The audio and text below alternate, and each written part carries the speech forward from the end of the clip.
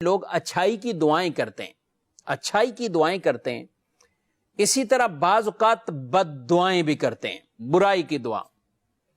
کہ کچھ ایسے بدبخت تھے کہ جنہوں نے رسول اللہ صلی اللہ علیہ وسلم سے کہا کہ اگر یہی آپ یہ حق لے کر آئیں، سب کچھ یہی ہے، تو پھر ہم پر آسمان سے پتھر برس جائے.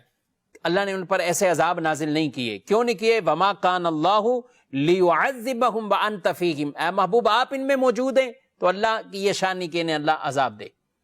تو یہ کافروں کو بھی یہ فائدہ رسول اللہ صلی اللہ علیہ وسلم کی وجہ سے ملا کہ ان پر کوئی ایسا یک بارگی عذاب نہیں آیا، کوئی ایسی کیفیت یہ والا معاملہ نہیں ہوا. تو اس پر یہ آیت مبارکہ میں فرمایا گیا کہ جیسے لوگ شر کے لیے جلدی کرتے ہیں، تو اگر اللہ ہی ان کے یہ چیزیں جو کہیں ہوئی زبان کی قبول کر لے تو کب کا ان کا معاملہ تمام ہو چکا ہوتا. یہ آیت مبارکہ ان کے لیے سبق ہے. جو لوگ بد دعائیں کرتے ہیں اپنے آپ کو، اپنے بچوں کو، اپنی سواریوں کو، اپنے ہر جو بھی چیز تھوڑی سی ڈسٹرب نظر آئی بد دعا کرتے ہیں، گالیاں بکتے ہیں اور بد دعائیں بھی کرتے ہیں. اب بتائیے اگر اسی وقت وہ قبول ہوگی جو بھی کہا تو پھر ندامت کس کو ہوگی؟ بعض اوقات آدمی اولاد کے لیے والد کہہ رہے ہوتے ہیں بیڑا غرق ہو جائے، تباہ ہو جائے، ہلاک ہو جائے. گاڑی کے لیے گاڑی کو الٹا سیدھا بولیں گے، سواریوں کو الٹا سیدھا بولیں گے. رسول اللہ صلی اللہ علیہ وسلم ایک مرتبہ جا رہے ہیں، قافلہ ساتھ ہے، تو ایک شخص وہ سوار ہوا اونٹ پر، تو اونٹ نے کچھ سرکشی کی، مطلب کچھ ایسا چلا کہ بعضوں کا سواری نہیں چاہتی کہ اس کے اوپر کوئی سوار ہو، تو اس نے لعنت کی سواری پر، تم پر لعنت ہو. تو رسول اللہ صلی اللہ علیہ وسلم نے فرمایا لعنت کرنے والا کون ہے؟ تو بتایا کہ یہ انہوں نے خود ہی کہا میں نے ایسا کیا. تو آپ صلی اللہ علیہ وسلم نے فرمایا کہ اس قافلے سے اس ملعون سواری کو دور کر لو، یعنی جس پر لعنت کی جا رہی ہے.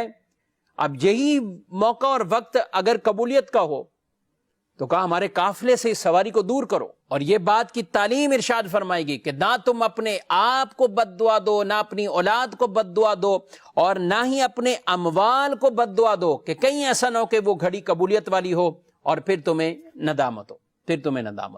اس لیے بد دعا حتی الامکان اپنے آپ سے آدمی نکال دے. بد دعا یوں جیسے آپ اہل خانہ کو، رشتہ داروں کو لوگ بد دعائیں دے رہے ہوتے ہیں، تو یہ عمل درست نہیں ہے. اور یہ ایسی اگر قبول ہوگی اور ایسا ہی ہوا، بعض تو والدین بڑے عجیب و غریب کلمات بچوں کے لیے کہ تمہارا ایکسیڈنٹ ہو جائے، تمہارا یہ ہو جائے، تمہارا یہ ہو جائے.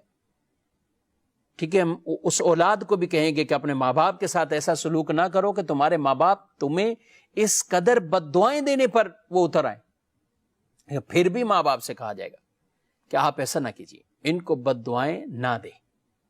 اور یہ تو اللہ کا کرم ہے کہ ہماری یہ بد دعائیں اس طرح قبول نہیں ہوتی جلدی. اور وہ آیت مبارکہ میں یہی ارشاد فرمایا کہ اگر اللہ لوگوں پر برائی ایسی جلد بھیجتا جیسی وہ بھلائی کی جلدی کرتے ہیں تو ان کا وعدہ پورا ہو جاتا.